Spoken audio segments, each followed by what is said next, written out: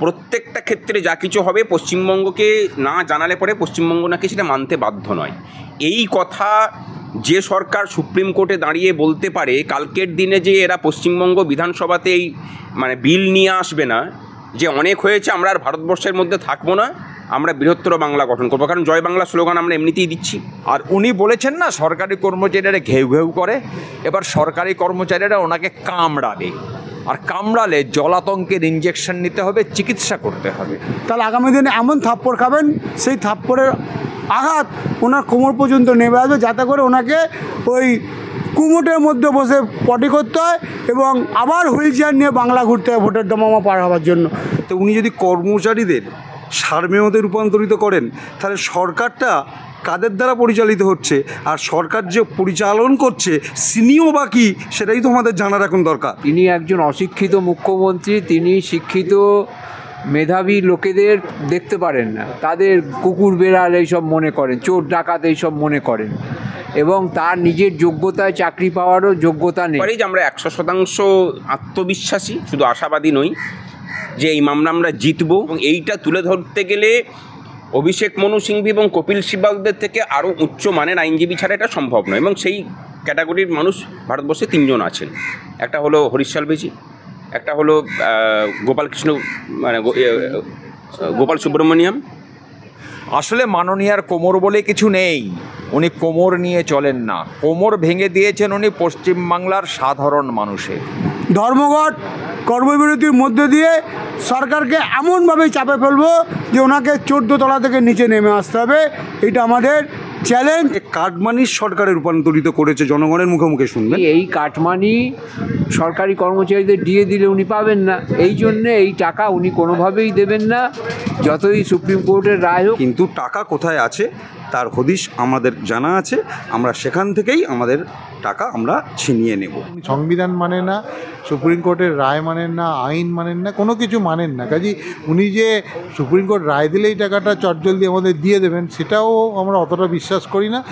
আশা নিয়ে তো মানুষ বাঁচে, আর আমাদের আশাটা হচ্ছে যে আশার ভিত্তিটা আমরা তৈরি করি আমাদের আইনের যুক্তি, আমাদের লড়াই করার যে রণকৌশল, এই সমস্ত কিছু দিয়ে, এবং তার সাথে আমাদের নিজেদের যে সক্ষমতা, এই সমস্ত কিছু মিলিয়ে মিশিয়ে আমরা বলতে পারি যে আমরা 100% আত্মবিশ্বাসী, শুধু আশাবাদী নই, যে এই মামলা আমরা জিতব।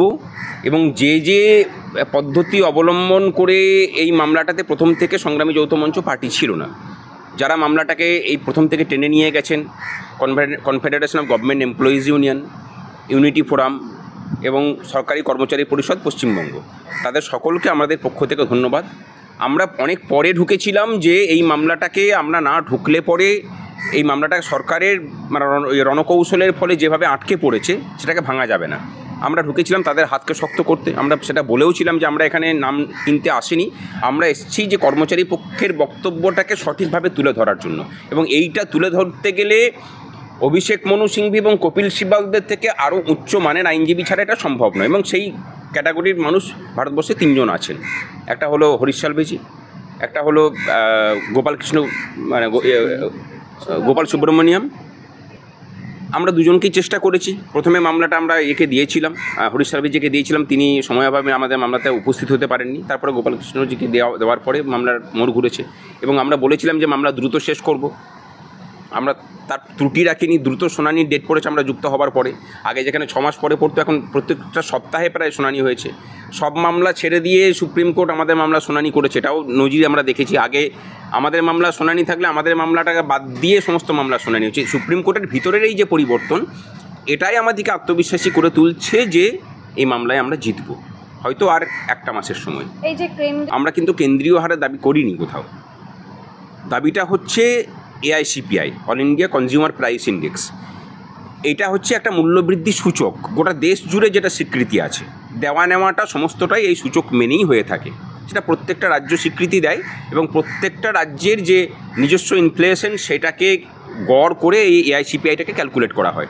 এটাকে কেউ অস্বীকার করতে পারে না। দুঃখের বিষয় যে পশ্চিমবঙ্গের মানে বিখ্যাত কাউন্সিল গতকাল সেটাকেও অস্বীকার করার চেষ্টা করেছেন এবং একথাও বলেছেন, তার কথা বলার যে সুরটা ছিল, বিগত 3 বছর ধরে আমরা এখানে বসে যে কথাটা বলছি যে পশ্চিমবঙ্গে আসলে এই সরকারটা যে কাজ করছে, আপনারা খালি চোখে যা দেখতে পাচ্ছেন তার থেকে আরও অনেক ক্ষতিকর কাজটা করছে। সেটা হলো সংবিধানকে অস্বীকার করার মধ্যে দিয়ে এই রাজ্যটাকে, এই দেশের মধ্যে আরেকটা দেশ তৈরি করার প্রচেষ্টা চলছে, সেটা প্রত্যেকটা ক্ষেত্রে দেখতে পাচ্ছেন।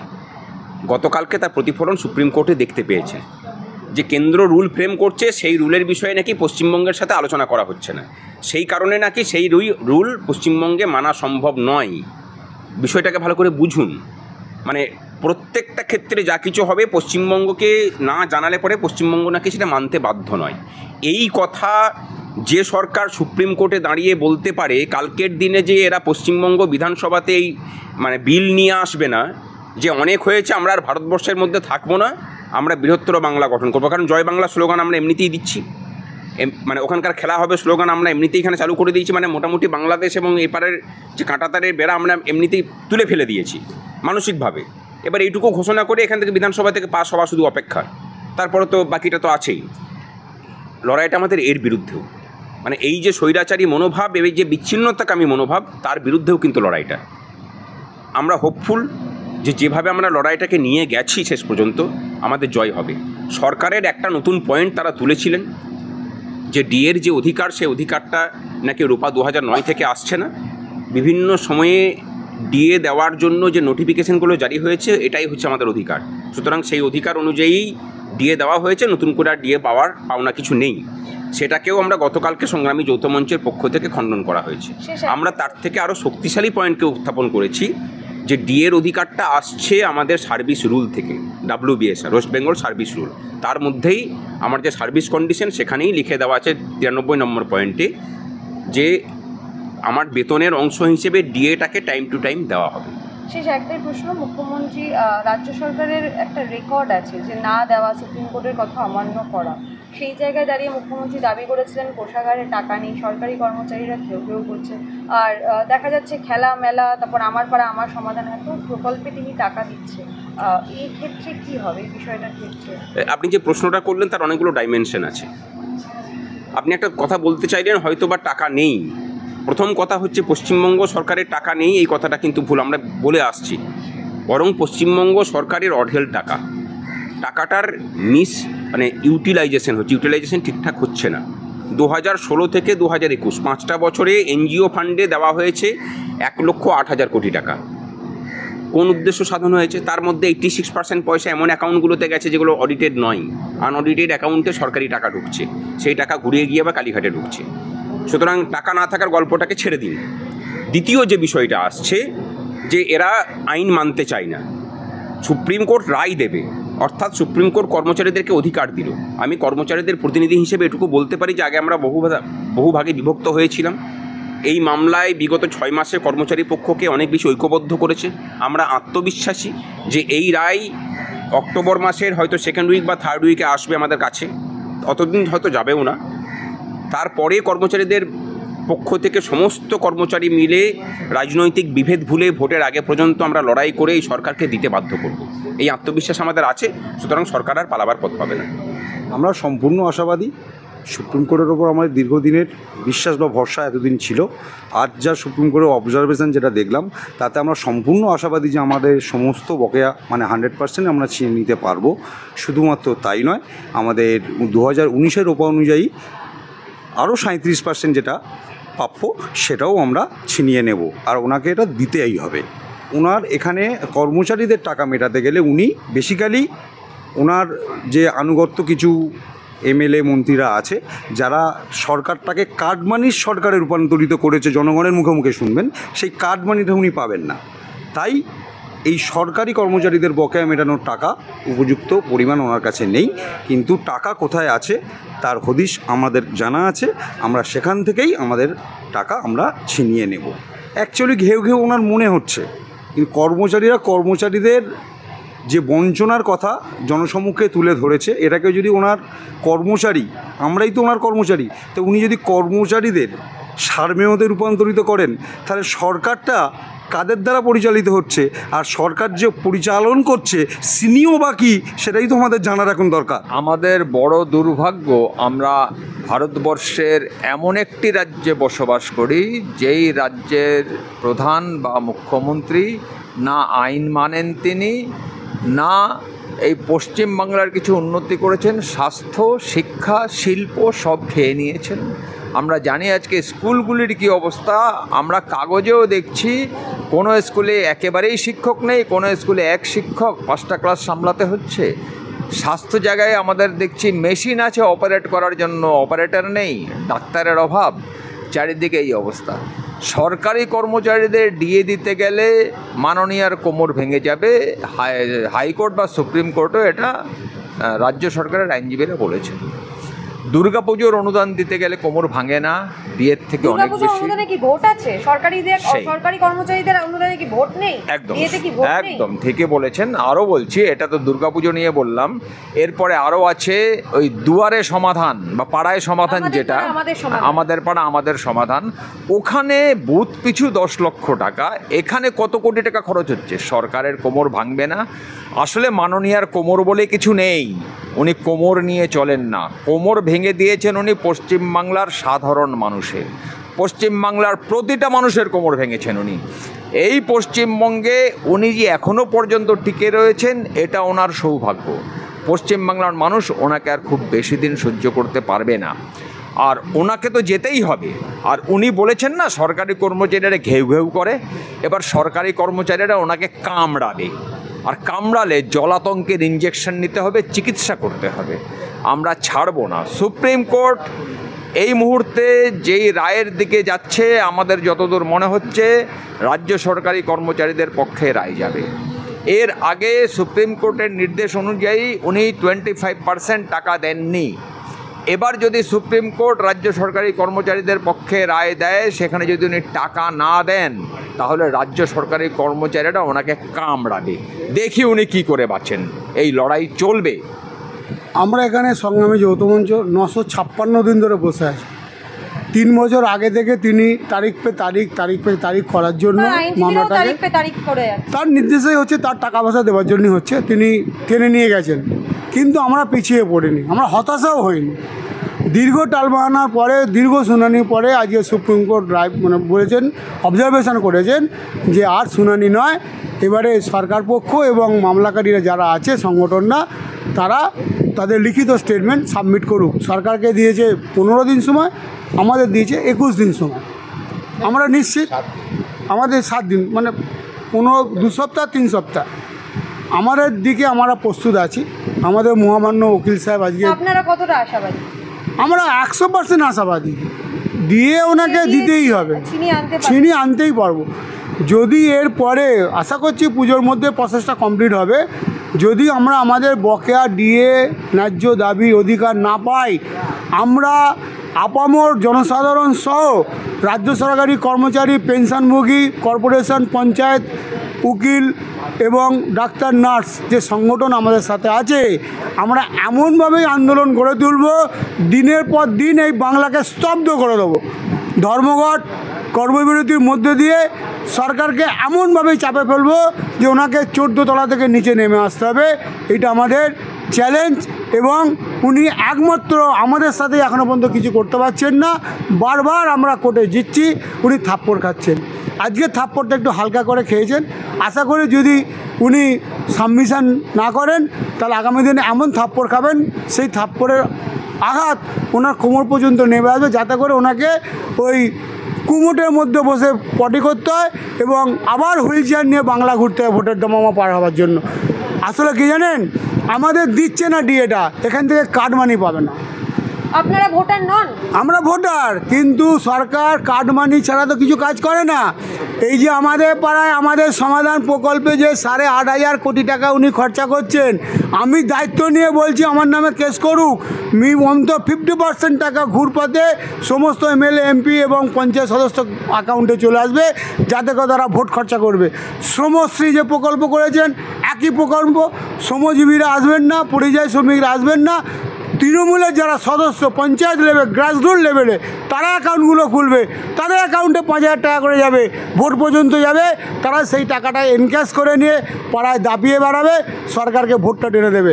আমরা সংগ্রামী যৌথ মঞ্চ এর তীব্র প্রতিবাদ জানাচ্ছি। পশ্চিমবঙ্গে কোনো হার নেই, ওটা মানে আমাদের মুখ্যমন্ত্রীর হার। ওনার যখন ইচ্ছা হয় তখন উনি মনে করে অ্যাকচুয়ালি মনে করেন টাকা আমার যখন ইচ্ছা হবে আমি দেবো, আমার ইচ্ছা হলে নেবো না। কিন্তু বাস্তব পরিস্থিতিটা হচ্ছে যে যেখানে টাকা খরচা করলে কাটমানি পাওয়া যাবে সেইখানে উনি টাকা খরচা করেন, যেখানে টাকা কাটমানি পাওয়া যাবে না একটা কর্মচারীদের দিয়ে দিলে তো কাটমানি পাওয়া যাবে না, সেই জন্য আমাদেরকে দেন না। সর্বভারতীয় সব ক্ষেত্রেই ডিআরএস অ্যালায়েন্স এই যেটা দেওয়া হয় সেটা এআইসিপিআই অনুযায়ী দেওয়া হয়, এবং রোপার যে ফিক্সেশন হয়েছে সেটাও ওই 82 সালকে 100 ধরে 536 পয়েন্টের ওপর 2009 রোপার ফিক্সেশনটা হয়েছে, সেটা এআইসিপিআই অনুযায়ী হয়েছে। কাজে রোপার ফিক্সেশন যদি হয়ে থাকে, এআইসিপিআই অনুযায়ী হয়ে থাকে, তাহলে এআইসিপিআই অনুযায়ী দিয়ে দেওয়ার তো কোনো না দেওয়ার তো কোনো কারণ থাকেনি। ভারতবর্ষের সব রাজ্যগুলোই এই অনুযায়ী দেয়, এবং 2-3টে রাজ্য তারা বরং রাজ্য সরকার থেকে বা অন্যান্য রাজ্যের থেকে বেশি দেয়। তাদের 5 বছর অন্তর রোপার ফিক্সেশন হয়, আমাদের যেমন 10 বছর অন্তর হয়। কাজেই আমাদের মতন এত হতদরিদ্র অবস্থা আর ভারতবর্ষে কোনো মুখ্যমন্ত্রী আপনার থেকেও দরিদ্র, মুখ্যমন্ত্রীর কোষাগারে টাকা নেই। মুখ্যমন্ত্রীর কোষাগারে যে প্রথম কথাটা হচ্ছে যে এই টাকা উনি আজ থেকে 16 বছর আগে পেয়ে গেছেন। কেন্দ্রীয় সরকারের তরফ থেকে finance commission and regulation act 1951-এর নিয়ম অনুযায়ী প্রত্যেকটা রাজ্যের, শুধু আমাদের না, প্রত্যেকটা রাজ্যের এবং কেন্দ্রীয় শাসিত অঞ্চলে সরাসরি যারা সরকারি কর্মচারী, অর্থাৎ যারা অশোক স্তম্ভধারী যারা কর্মচারী, তাদের বেতন ভাতার পুরো টাকাটা সেন্ট্রাল গভর্নমেন্ট দেয়, এবং বোর্ড কর্পোরেশন আন্ডারটেকিংয়ের ক্ষেত্রে 60% টাকাটা সেন্ট্রাল গভর্নমেন্ট দিয়ে দেয়। এবং প্রত্যেকটা স্টেটের যেহেতু এখন জিএসটি বাবদ আয় অনেক বেড়েছে, তার ফলে ওই 40% টাকা দিতে ভারতবর্ষের আর কোনো রাজ্যের কোনো অসুবিধা নেই। সেই জন্য তারা সবাই মতোই ঠিক মতন তারা দিয়ে দিতে পারে।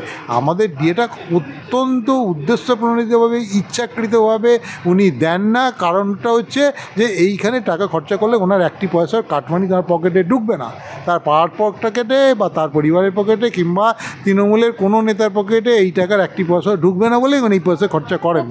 আমরা অবশ্যই আশাবাদী। তার কারণটা হচ্ছে যে যদি সুপ্রিম কোর্টের অন্য কোনো মোটিভ থাকতো তাহলে পরে নিশ্চয়ই প্রথমে 25% এই 50% মিটিয়ে দেওয়া বলা ছিল, যা ওরা পরে সেটা 25% করেছে। কিন্তু তাহলে এই নির্দেশটা প্রথম কথা দিতেনই না। আর দ্বিতীয় কথাটা উনি বারবার চাপ দিয়ে বলেছে যে আমি as early as possible DA মামলাটা আমি শেষ করতে চাই, এবং আরও কতগুলি যিনি অবজারভেশন দিয়েছেন যে পে ফিক্স যখন ফিক্সেশন আছে তো এআইসিপিআই অনুযায়ী হয়, তাহলে আপনারা আপত্তি করছেন। কারণ এই যে ওনার যে অবজারভেশন, এই অবজারভেশন থেকে পরিষ্কার আমাদের কাছে যে আশাবাদী দৃষ্টিভঙ্গি সেটা অত্যন্ত আরও সুস্পষ্টভাবে ব্যক্ত হয় যে রায় আমাদের পক্ষেই যাবে। এ বিষয়ে আমাদের আর কোনো সন্দেহ নেই যে অন্ততপক্ষে 2009-এর রূপার টাকাটা আমরা অবশ্যই পাবো। তবে রাজ্য সরকার আরও অনেকভাবে লাজে খেলানোর চেষ্টা করতে পারে, সে হয়তো আবার রিভিউ পিটিশন করতে পারে বা সুপ্রিম কোর্টের রায়টা নাও মানতে পারে। ইতিপূর্বে টেন্টেডদের যে টাকা ফেরত দেওয়ার কথা বলা হয়েছিল 16 চাকরিকেদের, তাদের জন্য কোনো ব্যবস্থা নেওয়া হয়নি। কাজেই সেখানেও সুপ্রিম কোর্টের রায় উনি মানেননি। কাজে আমাদের ক্ষেত্রে সুপ্রিম কোর্ট রায় দিলেও যে উনি মানবেন এমন গ্যারেন্টি দেওয়া যায় না, কারণ উনি সংবিধান মানে না, সুপ্রিম কোর্টের রায় মানেন না, আইন মানেন না, কোনো কিছু মানেন না। কাজেই উনি যে সুপ্রিম কোর্ট রায় দিলেই টাকাটা চটজলদি আমাদের দিয়ে দেবেন সেটাও আমরা অতটা বিশ্বাস করি না। তার জন্য আমরা ঠিকই করে রেখেছি যে উনি যত বিলম্ব করবেন তত আমাদের আন্দোলনকে আরও তীব্র থেকে তীব্র জায়গায় নিয়ে যাব। আমরা যেদিন হাইকোর্ট রায় দিয়েছিল 2018 সালে যে 2009 রোপা হচ্ছে লিগাল এনফোর্সেবল রাইট, সেদিনও আমরা জানতাম যে সরকার হাইকোর্ট রায় দিলেও এই সরকার কখনো সেটা মানবেন। তার কারণ হচ্ছে এই সরকারের যিনি মুখ্যমন্ত্রী তিনি একজন অশিক্ষিত মুখ্যমন্ত্রী, তিনি শিক্ষিত মেধাবী লোকেদের দেখতে পারেন না, তাদের কুকুর বেড়াল এইসব মনে করেন, চোর ডাকাত এইসব মনে করেন, এবং তার নিজের যোগ্যতায় চাকরি পাওয়ারও যোগ্যতা নেই। আমরা যারা নিজেদের যোগ্যতায় নিজেদের মেধায় চাকরি পেয়েছি উনি তাদের কোনো দিনই টাকা দেবেন না যতক্ষণ না কর্মচারীরা লড়াই আন্দোলন করে এই সরকারকে অচল করে দিচ্ছে। আমরা যখন সংগ্রামী যৌথ মঞ্চ সেটা করতে পেরেছে 10ই মার্চের 23 সালে ধর্মঘট বা ডিসেম্বর মাসে 2023-এ আমরা যখন নবান্ন অবস্থান করেছি তখন উনি হাত জোর করে দিয়েছেন। সুতরাং কোর্টের রায়ে আমরা আশাবাদী, কারণ 6 বার কোর্টের কাছে স্যাট এবং হাইকোর্টে সরকার থাপ্পড় খেয়েছে, তারপরে সুপ্রিম কোর্টে গেছে এবং সুপ্রিম কোর্টেও মামলাটাকে নানাভাবে টালবাহানা করে আটকে রাখার চেষ্টা করেছিল। যে দুটো পয়েন্টে আমরা জিতে আছি আর কি, সেটা হচ্ছে যে এআইসিপিআই অনুযায়ী যে 536 পয়েন্টে 2006 সালে আমাদের বেতন স্থির হয়েছিল, সেই প্রাইস ইন্ডেক্স অনুযায়ী রোপাতে বলা ছিল যে টাইম টু টাইম দিয়ে দেবে, এবং সেই একই সরকার আবার দিল্লি, বঙ্গভবন এবং চেন্নাইতে কর্মরত কর্মচারীদের তারা ওই এআইসিপিআই অনুযায়ী দিয়ে দিচ্ছে, তখন থেকেই দিচ্ছে। এই সরকারের মুখ্যমন্ত্রী তিনি 2010 সালে বলেছিলেন যে সরকার দিয়ে দিতে পারে না তার ক্ষমতায় থাকার অধিকার নেই। তা উনি বসে আছেন কেন ক্ষমতায়? উনি বুঝে গেছেন যে কর্মচারীদের দিয়ে দিলে ওখান থেকে কাটমানি পাবেন না, লক্ষ্মীর ভাণ্ডার দিলে কাটমানি আছে, এই যে আমাদের সমাধান, এই 1,10,000, এই যে বসে আছে একজন আমার সামনে, তিনি জানেন যে তাকে থানায় গিয়ে আগে 5,000 টাকা ঢোকাতে হবে, তারপরে তিনি ওই 1,10,000টা পাবেন। এই যে কাটমানি, এই কাটমানি সরকারি কর্মচারীদের দিয়ে দিলে উনি পাবেন না, এই জন্যে এই টাকা উনি কোনোভাবেই দেবেন না। যতই সুপ্রিম কোর্টের রায় হোক, কর্মচারীরা সুপ্রিম কোর্টের রায়ে নৈতিকভাবে বলীয়ান হবে, এবং সের জন্যই আমাদের কর্মচারীরা দুহাত ভরে টাকা দিয়ে সাহায্য করেছে। এক এক দিনে প্রায় আমাদের 22 লক্ষ টাকা খরচ হয়েছে। সংগ্রামী যৌথ মঞ্চের তো কোনো টাকা ছিল না, পুরো টাকাটাই দিয়েছে কর্মচারীরা। এই নৈতিক জয়কে ভিত্তি করেই আগামী দিনে আমরা এই পশ্চিমবঙ্গকে অচল করব যদি উনি কোর্টের রায় না মানেন।